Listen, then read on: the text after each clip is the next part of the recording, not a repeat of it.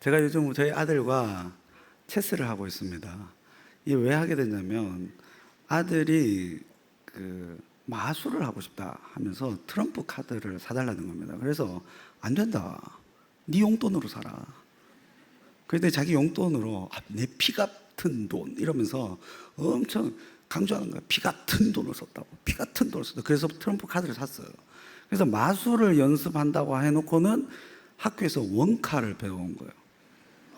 그리고 그걸 나한테 가르쳐 준 거예요. 그럼 맨날 집에 가기만 하면 아빠 원카 안 봐. 이래가지고 하는데 어느 날 우리 아들이 딸내미와 원카를 하고 있는 거예요. 딸도 너무 잘하는 거예요. 근데 그 모습 있죠. 6살짜리가 카드를 쪼라락 펴가지고 이런 모습이 무슨 노름판에 있는 모습 같다가 이거는 도저히 아니다. 아무리 원카가 무슨 보드게임처럼 게임으로 한다 할지라도 이거는 아니다 싶어가지고 제가 슬쩍이 이렇게 말했어요. 원카는 비교도 안 될 만한 기가 막힌 게임이 있는데 그거 하면 장난 아닌데. 뭔데? 체스라고. 우리 반에서 하는 거 봤어. 이야, 기가 막혀. 아빠, 그럼 나 체스 하나만 사줘. 네 용돈으로 살아. 너무 재밌는데. 그러니까 얘가 고민을 한 이틀 하다가 결국 자기의 피 같은 돈 12,800원을 가지고 체스판을 샀습니다. 그 체스판을 하니 제가 이제 기초 룰을 가르쳐 줬죠. 제가 기초는 좀 하니까. 그리고 제 아내가 사실은 장기 고수예요. 그래서 아내 장기에서 체스로 넘어온 건 쉽지 않습니까? 그래가지고 제가 아들을 박살을 냈죠. 막 박살을 냈더니 책을 사야 되겠대요. 그래가지고 체스 책 한번 검색을 해달라고. 이런 책이 있고 저런 책이 있고. 아빠, 어떻게 하면 나한테 체스 책을 사줄 거야? 네 용돈으로 살아. 이 친구가 자기 돈 진짜 아끼거든요. 아껴서 일주일에 1,000원씩 받는 그 용돈을 모아가지고 지금 10몇만 원을 모았거든요. 절대 안 씁니다. 근데 체스 책을 샀어요. 그리고 아침마다 파고 해가지고 지금 제가 며칠 전에 4연패를 했습니다. 그때 제가 아포슬 설교 전날이라 가지고 기분이 너무 나빠가지고 아포슬 설교 대박 망하고 기분이 너무 안 좋았어요. 제가 여러분들 중에 체스 고수가 있다면 제 아들을 좀 박살내 주시기 바랍니다. 제가 이제 넘을 수 없는 벽을 느낍니다. 그런데 사실 이거는 감사한 일이죠. 초등학교 5학년 올라가는 아들 중2병보다 무섭다는 초4이잖아요. 그 졸업한 아들이 아빠랑 놀겠다고. 이게 너무 감사한 거죠.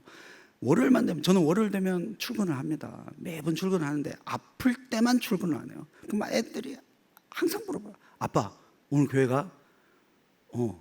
언제 와? 저녁에 체스 한 판.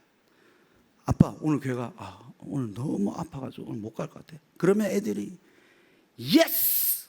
아싸! 이렇게 합니다. 아니, 아빠가 교회 출근 안 한다고 좋아해주는 초등학교 5학년이 있다는 건 너무 감사하지 않습니까? 그러면서 내 앞에서 기도해요. 하나님, 우리 아빠 평생 아프게 해주세요.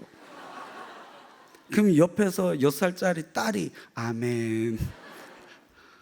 너무 감사하죠. 근데 이게 바로 사실은 만족이에요. 만족.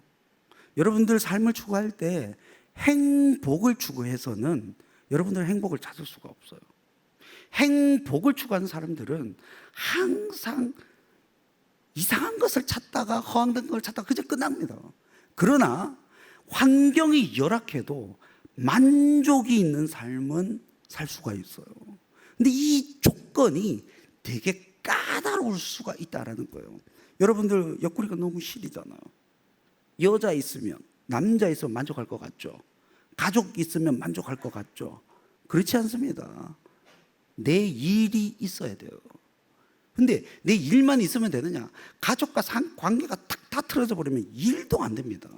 사역하려고 갈 때 방해하는 가족들이 있다면 이게 안 되는 거죠. 근데 그 상황에서는 뭐 만족이고 뭐가 아무것도 없습니다. 그런데 일만 있으면 되느냐? 또 공허함을 느껴요. 하나님을 위해서 헌신하는 하나님을 향한 헌신이 또 있어야 돼요. 이런 조건들이 몇 가지가 땅땅땅 맞아 떨어지면 기가 막힌 상황이 벌어지는 거예요. 고통이 없다, 고난이 없다, 아픔이 없다가 아니에요. 행복이 아니라 자족하면서 만족하는 상황이 그때서야 뭔가가 이루어지는 거예요. 그게 바로 이 땅에서 하나님의 백성으로 살아가는 우리가, 부름받은 우리가 할 수 있는 유일한 일 가운데 하나입니다. 여러분들이 이 땅 살아갈 때 하나님 일 위해서 전력 투구하는 거 멋있죠. 근데 내 삶이 없다면, 세상을 향해서 달려가는 거 너무 멋있어 보이죠. 내 주변에 아무도 없다면, 내가 가족 있는 거 좋아요. 근데 일할 곳이 없고 하나님을 위해서 헌신할 곳이 없다면 아무것도 안 되는 거예요. 이 상황에서 뭐가 이루어질 겁니까? 그래서 우리는 만족을 추구하되 그 길로 이끄시는 하나님의 손길을 바라봐야 돼요. 그거를 찾아야 돼요. 그거를. 근데 그러면 많은 사람들이 저보고 목사님 원래부터 그렇지 않냐? 아니에요. 제 신앙의 변곡점들이 있었어요. 제 삶의 여정 가운데 특이점들이 있어요. 제가 설교 준비하면서 내 삶을 돌아보니까 이상하게 그것과 이어지는 거예요. 저는 어렸을 때부터 너무 목회자의 아들로 살아간다는 게 너무 힘들지 않습니까? 가난했죠. 근데 가난은 둘째치고 너무 병약했어요. 근데 저보다 1살 어린 여동생은 너무 건강했어요. 이 친구는 저보다 키가 심지어 커요. 제 걸 다 뺏어 먹었어요. 얼마나 뺏어 먹었느냐? 제가 병약해가지고 약을 먹지 않습니까? 그러면 그 가루약 먹은 거 남은 걸 혀로 핥아 먹어요. 그 정도로 제가 하는 모든 것을 다 뺏어가고 다 하고 싶어 했고, 그러다 보니 머리도 좋고 사람들에게 촉망받는 인재 느낌을 받는 거예요. 저보다 1살 어린데. 그러니까 어디를 가든 교회를 가든 제 이름은 한나 오빠, 제 여동생이 한나거든요. 그래서 제가 아포슬에 한나 자매들이 싫어. 좀 한나 자매 좀 괜찮은 분들이 많아가지고 인식이 깨긴 했지만 그 정도로 병약했어요. 그때 저를 살려준 건 사실은 저희 어머니였어요. 전 기억은 안 나는데 저희 어머니한테 제가 그런 말을 했대요. 고등학교 1학년 때. 엄마, 만약에 엄마가 없었다면 나 아마 일찍 죽었을 거야. 저희 엄마가 그래, 나도 그렇게 생각한다. 그 정도로 제가 한 번 아프면 심하게 아팠고 병약했었고, 열성경련이라고 뭐 경기도 뭐 자주 했었고, 뭐 여러 가지 상황에서 계속 아파왔어요. 근데 제 어머니가 있었던 거예요. 근데 이제 두 번째를 또 보니까 우리 아버지가 있는 거예요. 아버지는 담임 전도사라고 그 시골의 교회에 전도사로 부임을 했는데 교육자가 없으니까 담임이 된 거예요. 근데 거기에서 1살, 2살, 3살, 4살, 5, 6, 7살까지 거기서 살았는데 그때 생각이 아직도 나는 거예요. 그래서 제가 휴가 때 한번 거기 가면 막 힐링이 되는 거예요. 언덕에서 놀았던 그 기억들, 그 우리 동네 옆에 형이 뱀 잡아가지고 뱀 꼬리 잡고 막 해가지고 집어 던져가지고 우리 집 진북에 던졌던 그 기억들, 이런 것들이 막 너무 막 아련하게 다가오는 거예요. 근데 그때 가장 멋있었던 거는 저희 아버지께서 설교 준비한다고 책상에 앉아가지고 볼 끄적끄적하고 책 써는 거. 그래서 그 어릴 때부터 뭐 알지도 모르면서 나 목사하고 싶다고. 그래서 맨날 초등학생 내도록 나는 커서 목사 될 거야, 목사 될 거야, 목사님 될 거야 라는 것을 입에 달고 살았대요. 근데 머리 커보니 저건 할 짓이 아니다. 나는 커서 아주 돈 많은 장로님이 되어서 목사님을 잘 섬겨야 되겠다. 이게 저에게 인생의 가장 큰 두 번째 변곡점, 제 아버지였던 거예요. 근데 세 번째는 제 멘토 목사님 한 분이 또 계셔요. 희한하죠. 다 목회자 가정이죠. 제 삶을 뒤바꾼 분이에요. 제가 전도사로 이제 사역을 하는데 그 교회, 조그만한 교회죠. 120명 모이는 교회인데 그 교회 부목사님이셨어요. 근데 담임 목사님께서 저에게 새벽 설교를 매일 시키는 거예요. 근데 저는 파트 사역자고 학교로 가야 되는데, 그래서 상가교회니까 학교 갔다가 교회로 오는 겁니다. 교회에서 저기 장의자 같은 데서 하룻밤 자고요. 그리고 새벽이 되면 이제 새벽 예배 인도하고, 그다음에 아침에 학교 가고, 이렇게 왔다 갔다 하는 겁니다. 그런데 어느 날 청년이 저한테 와가지고, 목사님, 남자 청년이요, 상담 좀 해주세요. 아, 알겠다. 그래서 저녁 10시부터 새벽 4시까지 상담을 했습니다. 근데 그게 소문이 나가지고 한 며칠 뒤에 어떤 여자 청년이 밤 12시에 저한테 연락이 왔어요. 목사님, 어디세요? 교회인데요. 상담 좀 해주세요. 무서운 거예요. 주일에 어떻게 하는 건 어떨까요? 제가 지금 급한데 제가 교회로 갈게요. 너무 무서운 거예요. 그러니까 제가 아니라고, 괜찮다고. 여러분, 제 외모에 뭐가 무섭겠냐 그렇게 생각할지 모르겠지만 저는 공포를 느꼈습니다. 그리고 제가 당시 여자친구가 있었거든요. 제 지금 와이프, 제 여자친구한테 전화가지고 저 어떤 청년이 나한테 온다고 한다, 이거 어떡하냐, 기도해달라. 그리고 했는데 결국에 제가 이제 거절 문자를 보냈더니 안 왔어요. 근데 이 사실을 제가 그 부목사님한테 이야기했더니 부목사님이 우리 집에서 자라고. 그래서 제가 그때부터 한 3개월 가량을 그 목사님 집에서 숙식을 했어요. 그때 제가 뭘 느꼈느냐, 가정이 이렇게 행복할 수 있다는 걸 그때 처음으로 눈으로 봤어요. 여러분, 3개월 살아보면 그 집의 상황이 다 드러납니다. 이 목사님이 사모님을 어떻게 대하고, 이 목사님이 자녀를 어떻게 대하고, 자녀가 어떻게 되는지. 이분이 유약한 분이 아니에요. 유약한 분도 아니고 카리스마 있고 강단 있고 무서운 분이기도 한데 사모님한테 너무 부드럽다. 이야, 기가 막힌 거예요. 제가 이분 때문에 기가 막힌 가정을 얻었지 않습니까? 제 아내가 저보고 뭐라고 하느냐, 지금도 너무 매력적이래. 물론 믿기 힘들겠지만 이거 같이 살아보지 않으면 알 수 없는 미지의 세계. 이거는 이 불신자들이 동정녀 탄생을 믿을 수 없는 그 사건과 비슷한 거예요. 그 정도로 어렵지만 사실 여러분 나중에 제 와이프한테 물어보세요. 제가 너무 매력적이에요. 이유가 뭐냐, 이 목사님한테 배웠어. 테크닉을 배운 게 아니에요. 나 자신을 죽이는 것과, 제가 정말 어떻게 보면 무서운 존재지만 카리스마가 있지만 어떻게 끌고 가고 어떻게 자유를 주며 부드럽게 대하는지, 이 기가 막힌 이거는 이제 어디서도 배울 수 없어요. 근데 제가 그 목사님을 통해서 그걸 배웠어요. 가정의 행복을 그분이 준 거예요. 그리고 마지막으로 권성수 목사님, 봐봐요. 제가 완전 뒤집힌 거는 희한하게 다 목회자예요. 여러 목회자를 만났지만, 근데 이 권성수 목사님은 제가 항상 도망갔죠.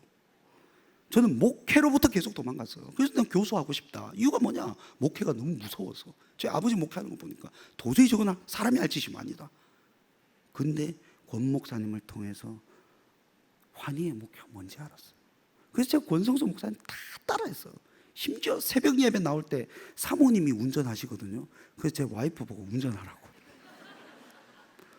그래서 새벽 예배 나올 때 와이프가 운전하고, 나 권 목사님 따라해요. 권 목사님 백짬뽕 좋아하신다니까. 난 무조건 짬뽕은 백짬뽕. 권 목사님 다 따라하시죠. 그리고 그 다음에 문대원 목사님을 통해서 이런 사랑을 받을 수 있는가, 담임 목사님의 사랑을 이렇게 크게 받을 수 있는가, 이건 제가 상상을 초월한 이런 전폭적인 지지를 받을 수 있는가, 이것도 처음 겪었고요. 그리고 또 하나, 문 목사님은 모르실 거예요. 제가 문대원 목사님을 통해서 글쓰기와 관련된, 설교와 관련된, 글쓰기와 관련된 어떤 특이점을 경험했고, 글쓰기에 폭발적인 힘을 깨달았고 그때부터 엄청나게 글을 쓰고 있습니다. 근데 그게 문 목사님 덕분입니다. 문 목사님 내가 언제 가르쳐줬냐 할지 모르겠지만 저는 그분을 곁에서 보고 관찰하고 따라해보고 하면서 습득한 거예요. 잘 보세요. 결국에 제 인생을 드라마틱하게 변화시켰던 모든 사람들은 기도의 사람이었어요. 기도의 사람들만 제 인생을 바꿨어요. 저희 어머니 기도하는 사람, 송인덕 목사님 기도 엄청나게 하는 사람, 우리 아버지 기도하는 사람, 권 목사님, 문 목사님 기도하는 사람, 이 사람들을 통해서 드라마틱하게 바뀌었어요. 기도는 영향력이고 영향력을 주고받는 그 행동과 그 패턴과 그 상황을 통해서 뭐가 발견되느냐, 인생의 변곡점이 발견될 뿐만 아니라 인생이 특이하게 변화하는 경험을 하게 된다는 거예요. 여러분, 인생의 길을 찾는 사람들 뭘 통해서 발견해야 되느냐? 기도를 통해서 발견해야 되고 기도의 사람들을 만남을 통해서 발견해야 된다라는 거예요.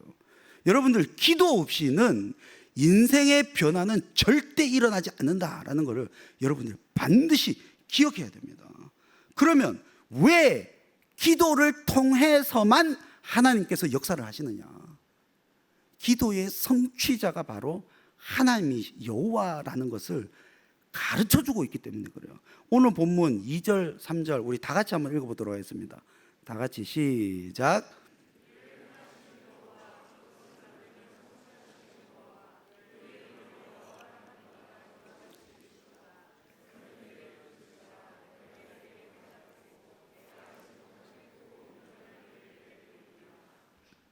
자, 일을 행하시는 사람이 누구라는 거예요?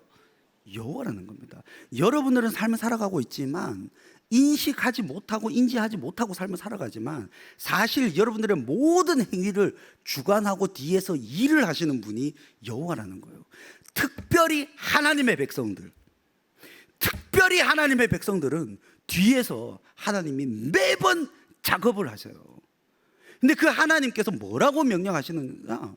너는 내게 부르짖어라. 여기서 너가 누굽니까? 그의 백성이에요. 너는 내게 부르짖어라. 그러면 내가 너에게 응답을 하겠다. 그리고 내가 알지 못하는 크고 비밀한 일을 보이겠다. 여러분들이 알지 못하는 것까지도 한다는 거예요. 여러분의 삶 가운데 그 이상의 것, 상상하지도 못했던 일들을 누가 이루신다는 거예요? 기도의 성취자이신 여호와께서 반드시 이룬다라는 거예요. 그러면서 하는 말이 크고 비밀한 일을 이루겠다. 제가 오늘은 여러분들에게 많은 사람들이 간과하고 있는 기도 응답의 비밀을 가르쳐 주려고 합니다. 왜냐? 여러분들의 인생의 길을 찾는데 가장 중요한 것은 기도인데 많은 사람들이 기도에 관련해서 이 부분을 간과해요. 그래서 기도 응답이 안 되는 케이스가 너무 많다는 거예요. 근데 이거를 원리적으로 조금만 알고 있으면 사실 너무 멋진 인생이 펼쳐질 뿐만 아니라 너무 인생이 재미있는 거예요. 왜냐? 하나님과 함께하고 하나님의 응답을 누리고 하나님이 역사하고 그걸 직접 보고 그걸 내가 간증해서 가르쳐주고 그 사람도 하나님을 경험하고 기가 막힌 거예요. 하나님을 경험해야 돼요. 이 말은 기도 응답을 경험해야 돼요. 근데 많은 사람들이 간과하고 있는 게 뭐냐? 자, 기도의 양이에요. 양. 기도의 양. 많은 사람들이 기도해야 된다, 하자. 근데 기도의 양이 차야 된다라는 사실을 몰라요. 이 성경적 비밀을 깨우치지 못한 사람들이 기도를 안 합니다. 빨리 포기합니다. 그럼 이렇게 말할 수 있죠. 기도 양만 채우면 다냐? 그렇진 않아요. 정욕으로 구하는 것은 아무리 양을 채워도 되지 않습니다. 신학교 가면 많은 사람들이 자기 짝을 구해요. 신대원 가면 남자가 한 100명이 있으면 여자가 5명 있어요. 한 반에 우리 반에도 한 남자가 우리 반에 70명 있었거든요. 여자가 5명 있었어요. 근데 그 여자 5명 중에 2분은 나이가 너무 많아요. 결혼을 했거나. 근데 3분만 미혼인데 3분 중에 조금 얼굴이 되는 사람이 제가 볼 땐 아닌데 그 중에 얼굴이 되는 사람이 1분. 그러면 100명이 95명이 다 어디에 달려오느냐? 그 1분을 놓고 기도해요. 주여 저 자매를 주시옵소서. 자, 그 이면에 뭐가 있는지 아세요? 정욕이 있어요.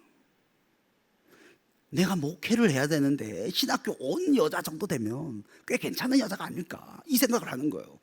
근데 그 중에서 가급적이면 얼굴이 괜찮고 제일 나아 보이고 제일 어려 보이는 사람, 하나님 저분을 향한 나의 응답을 허락하여 주십시오. 그리고 기도를 엄청나게 하다 보면 속입니다.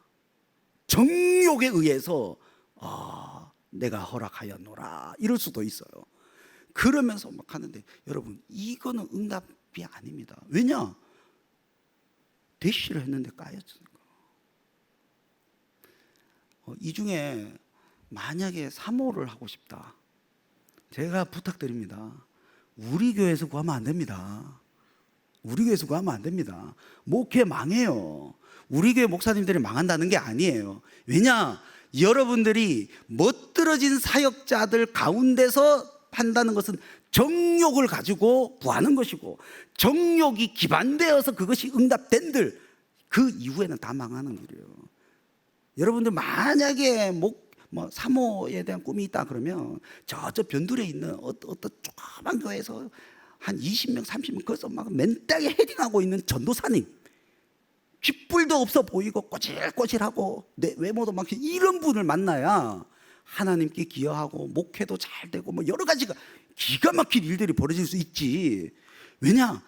정욕에 기반된 모든 기도는 이상하게 갈 수밖에 없는 거예요. 이건 아무리 기도한다고 해서 그게 기도 응답이 아니라 마침 나타난 타락의 길에 발로일 뿐이라는 거예요.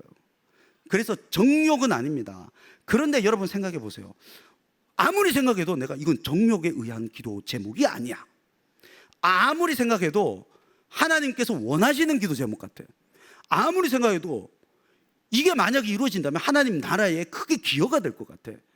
이게 만약에 응답된다면 나한테 득이 되는 것이 아니라 오히려 손해가 되면서 하나님 나라의 확장이 일어날 것 같은 그런 생각이 딱 드는데 기도 응답이 안 이루어진다. 요때 많은 사람들이 포기하는 게 뭐냐? 이거 아닌가 보다 하고 대부분 포기해버려. 요때 하나님께서 원하시는 게 뭐냐면 기도의 양을 채우기를 원하는 거예요. 기도의 양. 근데 많은 사람들이 이 기도의 양이 차기까지의 기도, 이건 될 때까지가 아니라 하나님이 분량을 정해주신 거예요. 분량을 정해주시고 그 양이 차기까지 원하시는 그 마음이 있어요. 이유가 뭐냐? 하나님께서는 특별하게 3가지예요. 첫 번째로 간절함 때문에 그래요. 간절함. 기도를 만약에 하자마자 이루어졌다, 하나님이 이루어준 건지 어떻게 된 건지도 몰라. 간절함이 없어요. 하나님이 가장 원하는 거는 첫 번째로 간절함이에요. 얼마나 내가 이 기도 제목이 간절한지, 그것이 차기까지 하나님께서 기다리십니다. 이 기도를 하다가 느끼는 것이 뭐냐? 하나님 내 힘으로 안 되네요. 주님 언제까지입니까? 이게 나의 유익을 위한 것이 아니지 않습니까? 왜 나에게 이런 고통을 지속적으로 허락하십니까? 하나님 내가 언제 주님께서 약속하신 그 약속의 때가 내게 언제 오는 것입니까? 주님께서 나에게 어떤 약속을 하셨다면 도대체 언제입니까? 이게 막 터져 나올 때까지 하나님께서 기다리시는 거예요. 그래서 마른 장작이 될 때까지 깨는 겁니다. 창세기 32장에 보면 야곱이 등장하죠. 야복 강가에서 끊임없이 하나님의 천사가 씨름합니다. 이거는 많은 학자들이 하나님께 한 기도로 보고 있습니다. 하나님께 씨름하면서 기도하는데 시작한 초저녁부터 대번에 응답된 것이 아니에요. 대번에 응답된 것이 아니에요. 계속 계속 실험하고 하다가 자정을 지나서 새벽녘이 되어서 환도뼈가 골절된 이후에 다 포기하고 그제서야 하나님께서 응답하시는 거예요. 그제서야 응답하시면서 내 이름을 이스라엘이라 하리라, 하나님을 알게 되는 거예요. 하나님이 간절하게 하시는 이유는 그것을 통해서 하나님을 더 알아가게 하시기 때문에, 그것이 간절함 가운데서 응답되었을 때 하나님은 하나님을 더 깊이 사랑하게 만드시고, 더 성숙하게 만드시고, 하나님 아버지의 마음을 알게 하시고, 이것 때문에 간절함을 주시기 위해서 양이 찰 때까지 올바른 그 기도를 기다리시는 거예요. 한나의 기도도 마찬가지입니다. 여러분, 한나가 바로 기도했다가 아들을 낳았다면 그 아들을 키울 만한 여력이 있었을까요? 그 교만한 한나가, 자기 남편의 사랑을 독차지했던 한나가 과연 아들을 얻었다면 어떤 행동을 했을까요? 그런데 처절하게 기도하다가 뭐가 크기 시작하는 거예요? 이 아들을 기를 만한 믿음을 허락하시는 거죠. 이 아들을 기꺼이 바칠 만한 힘을 허락하시는 거예요. 사무엘상 1장 우리 10절 한번 다 같이 읽어보도록 하겠습니다. 시작. 한나가 마음이 괴로워서 통곡할 때까지 하는 거예요. 안 이루어지니까 지속적으로 기도하면서, 처절하게 기도하면서, 통곡하면서 기도하는 거예요. 하나님이 이거를 원하시는 거예요. 기도의 양이 찰 때까지 기다리시는 이유는 이거예요. 여러분들이 통곡하고 있다, 이 기도 제목 때문에 통곡하고 있다면 응답이 다가왔음을 인지하셔야 돼요. 내가 이렇게 이 기도 제목 때문에 울며 통곡하고 있으니 하나님께서 곧 응답하시겠구나, 여러분 아셔야 돼요. 11절 우리 다 같이 한번 읽어보도록 하겠습니다. 시작. 주의 여종에게 아들을 주시고 내가 그의 평생 여호와께 드리고 삭도를 그의 머리. 한나에게 다른 아들도 주셨죠. 그러나 그걸 바라고 드린 게 아닙니다.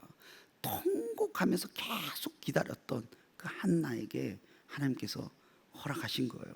12절도 한번 다 같이 읽어볼게요. 12절 시작. 그가 여호와 앞에 오래 기도하는 동안에 엘리가 그 입을 오래 기도하게 만드시는 거예요. 저도 대구 동신교회 와가지고 정말 오래 기도한 게 있어요. 그게 뭐냐면, 둘째 임신했을 때 이제 엄청 기다렸죠. 첫째와 둘째 사이가 6년 차이거든요. 근데 첫째가 맨날 기도해서, 아빠 나도 동생 좀 만들어줘. 그리고 옆에서 막 기도하는 거예요. 막 3살, 4살, 5살 때부터 하나님 우리 엄마 뱃속에 내 동생 넣어주세요. 아멘. 지가 기도하고 지가 답하고 이 노래를 막 하니까 우리 둘째가 필요하겠다 하고 이제 안 생기는 거예요. 근데 동신교회가 어떤 교회예요? 사람을 살리고 키우고 고치고 생육하고 번성하고. 동신교회 오면 다둥이가 됩니다. 우리 셋째 가진 사람들 많잖아요, 그죠?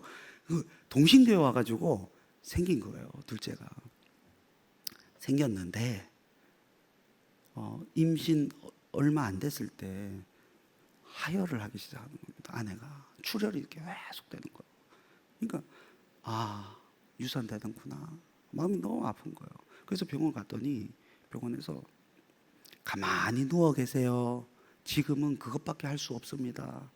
그때 제가 간절하게 기도하면서, 그래 아직 가능성이 있구나, 아직 유산은 아니구나, 가만히 누워 있으라고 하니까 제 아내가 정말 잘하는 게 진짜 가만히만 누워 있어.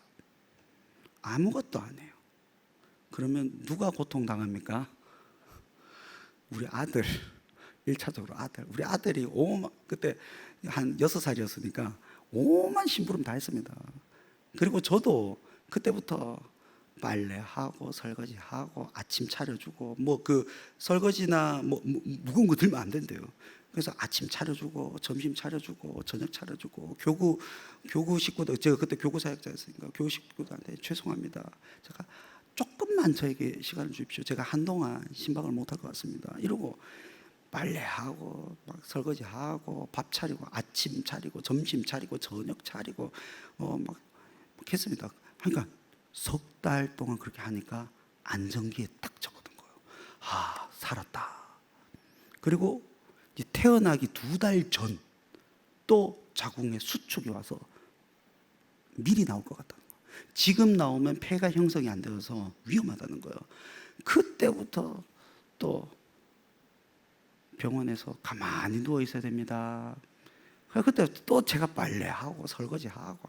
근데 저 진짜 조마조마하면서 기도를 했어요. 진짜 막 간절하게 기도했습니다. 하나님 왜 이렇게 쉽게 안 주시고 왜 이렇게 힘들게 주십니까? 그러면서 계속 기도하면서 빨래하고 막 이렇게 해가지고 태어났어요. 얼마나 기가 막힙니까? 너무 감사하죠. 태어났더니 아내가 오빠 조리원 가기 싫어요. 가야 되지 않겠니? 돈이 있는데. 조리원 가면 또 막 움직이고 뭐 하고 뭐 했다 하고 가만히 집에서 누워 있고 싶어요. 그래도 그러면 우리 도움이라고 2주 이거 집에 와서 하는 거, 집에 누구 오는 거 싫어요.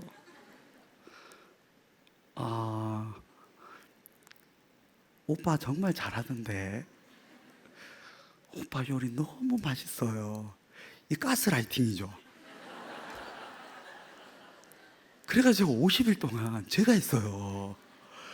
제가 그래가지고 새벽 3시까지 애가 낮밤이 바뀌어가지고 새벽 3시까지 막 하다가 새벽 3시에 아내가 딱 깨면 바톤 터치하고 그다음 1시간 자고 1시간 반 정도 자고 새벽 예배 갔다가 그리고 또 점심 때 와가지고 아침 차리고 점심 때 점심 차려주고 저녁 차려주고 빨래하고 뭐 또 하고 막 하고 식기세척기 그때 샀어요. 너무 힘들어가지고 그래가지고 그 하고 막 젖병 소독하고 뭐 이렇게 해가지고 하면 밤 11시 그러면 애 깨가지고 막 이렇게 제가 그때 산후 우울증을 경험했잖아요. 그래서 제가 너무 간절하게 그렇게 기도하고 태어난 이 딸이 너무 큰 기쁨이 되는 거예요. 너무 감사한 거예요. 내 눈에 이뻐 보이는 거예요. 여러분 눈에는 어떤지 모르겠지만 내 눈에 너무 이쁜 거예요. 여러분 하나님이 간절하게 기도하시길 원하십니다. 이것 때문에 그래요. 두 번째, 주의 뜻으로 바꿔요. 주의 뜻으로 확 바꿉니다. 무슨 말이냐? 요한 1서 5장 14절 15절 한번 보세요. 요한 1서 5장 14절. 자, 다 같이 읽어보겠습니다. 시작. 그를 향하여 우리가 가진 바 담대함이 이것이니 그의 뜻대로 무엇을 구하면 들으시리라. 우리가 무엇이든지 구하는 바를 들으시는 줄을 안즉 우리가 그에게 구한 것을 얻은 줄 또한 아는. 뜻대로 구하면 들으신대요. 뜻대로 구하면 들으신대요. 근데 우리가 때로는 잘못 기도한단 말이에요. 근데 기도의 양을 채우려고 오래 기도하면 주님은 그 기도 제목을 바꿔버리셔. 근데 제목을 주님께서 바꾸셨다는 것은 주님의 뜻에 근접했다는 거예요. 그러면 응답된다는 거예요. 이거는 오래 기도하는 사람, 기도의 양을 채우려고 하는 사람만 가질 수 있는 특권이에요. 기가 막힌 특권이에요. 세 번째, 방해물을 제거해야 돼요. 방해물. 내적 외적 방해물 반드시 제거해야 돼요. 내적 방해물은 뭐냐? 죄입니다. 죄입니다. 다니엘서 10장 2, 3절을 보면 그때 나 다니엘이 세일에 동안 슬퍼하여 세일에가 차기까지 좋은 떡을 먹지 아니하며 고기와 포도주를 입에 대지 아니하고 또 기름을 바르지 아니하니라. 여러분 특별한 기도 제목을 가지고 기도한다. 그 기간은 더 정결하게 나가셔야 돼요. 죄를 지으시면 안 돼요. 어찌 입에서 단물과 쓴물이 한꺼번에 나올 수 있겠느냐? 주님 앞에 나와서 기도를 하고 찬양을 하고 주님을 송축했던 그 입이 어떻게 다시 쓴물을 내면서 험담을 하고 비난을 하고 비방을 할 수가 있겠느냐라는 거예요. 절대 그럴 수 없다라는 거예요. 이 내부의 적, 죄 반드시 해결하셔야 돼요. 특별한 기도 제목을 가지고 기간을 정해놓고 기도할 때 다니엘처럼 그때는 더 정결하게 나아가셔야 돼요. 이게 기도의 방해물을 제거하는 거예요. 이 방해물이 제거가 되는 것도 잘 보세요. 오래 기도의 양을 채우는 사람들에게만 일어납니다. 이게 깨달아져요. 아, 내가 죄를 지면 안 되겠다. 깨달아지는 역사가 있어요. 또 하나 외부의 적이 있어요. 사탄의. 데살로니가전서 2장 우리 한번 볼게요. 데살로니가전서 2장 18절 다 같이 한번 읽어볼게요. 시작.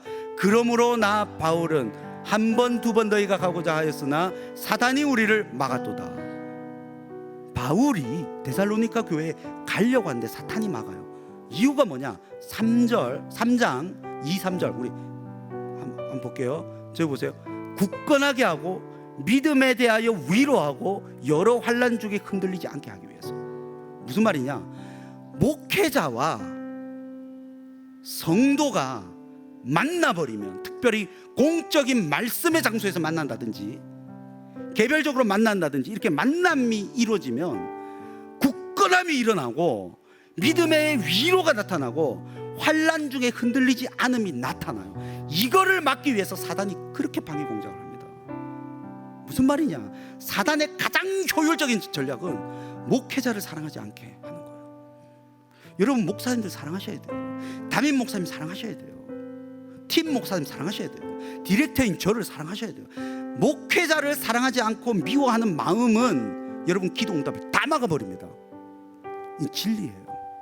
제가 목사의 아들로서 부족했던 우리 아버지를 대적은 아니고 막 힘들게 했던 사람들 제가 다 알거든요. 그 사람들의 말로 그 사람들의 자녀들이 어떻게 되는지 하나님 제발 이제 그만하시라고. 우린 다 용서했다고. 죄에는 흔적이 남아요. 근데 그분들이 기도 응답을 못 받아요. 아니, 기도의 장소로 안 나가요. 왜냐? 목회자를 미워한다는 것은 결국에 하나님을 향한 원망으로 이어져요. 목회자 사랑해야 돼요. 사랑해야 돼요. 저는 저의 자녀를 무섭게 가르칠 때가 있습니다. 왜냐? 잘되게 하기 위해서. 아버지의 권위를 무너뜨리는 행동을 하면 정말 무섭게 합니다. 우리 아들이 1년이 아니죠. 한 2년에 한 차례 정도는 제가 큰 소리 쳐요. 때리진 않지만 아버지의 권위를 무너뜨리는 행동에서 지금 너무 만만하죠. 그러나 화장실에 딱 들어갔는데 나오라고, 왜 그렇게 짜증내냐고 나오라고 했는데 안 나와. 안 나오는 이유가 뭐냐? 엄마가 이 닦으러 했으니까 그것 때문에 안 나온다고. 제가 그때 그 소리를 쳤습니다. 엄마 부르고 아들 부르고 소리를 치면서 누구의 말을 따라야 되냐? 제가 아내한테도 큰 소리로 말했어요. 누구의 말을 따라야 되냐고. 아내가 아빠 말려. 제가 이걸 왜 가르치느냐? 망해요. 아버지의 권위를 망각하는 순간. 그러면 아들이 그래요. 알겠다고. 근데 아빠가 어떻게 이럴 수가 있냐고. 나 좀 위로해 주면 안 되냐고. 아빠가 어떻게 나한테 큰 소리 칠 수 있냐고. 나는 아버지의 권위를 무너뜨리는 순간 네 인생이 망하기 때문에 내가 매번 큰 소리 치더냐? 2년에 한 번씩 큰 소리 치지 않느냐? 난 널 망하기는 길로 가게 할 수 없다. 누구 말을 들어야 되냐? 아들이 수긍을 해요. 여러분 잘 들으세요. 목회자를 미워하거나 사랑하지 못하면 사단이 너무 박수치면서 여러분 기도 응답 다 뺏어갑니다. 아니, 하나님이 기도 응답하지 않습니다. 그걸 알기 때문에 사랑하셔야 돼요. 이거야말로 가장 강력한 기도 방해물이에요. 부족할 수 있어요. 그럼에도 불구하고 여러분, 절대 여러분들 그러면 안 돼요. 때론 억울해요? 억울하면 하나님 여러분 편이잖아.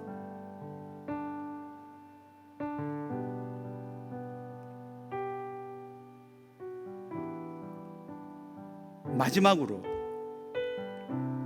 The power of the prayer amplified together. 무슨 뜻이냐?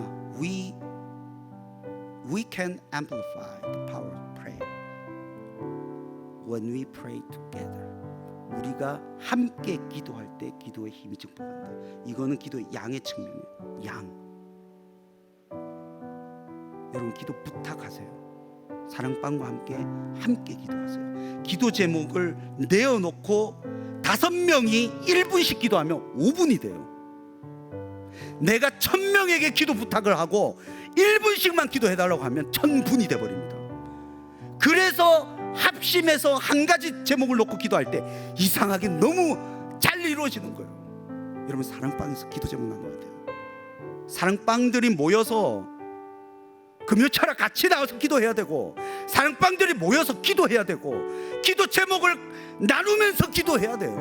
함께 해야 돼요. 혼자 홀로 서려고 하지 마세요. 함께 하면 강력함이 있어, 양이 있어. 기도 부탁하는 것은 내가 항복합니다라는 뜻도 있지만, 같이 기도할 때 그 양이 빨리 채워지는 놀라운 비밀이 있다는 거예요. 이것을 통해서 여러분 기도 응답을 받는 여러분 되시길 주님의 이름으로 축원합니다.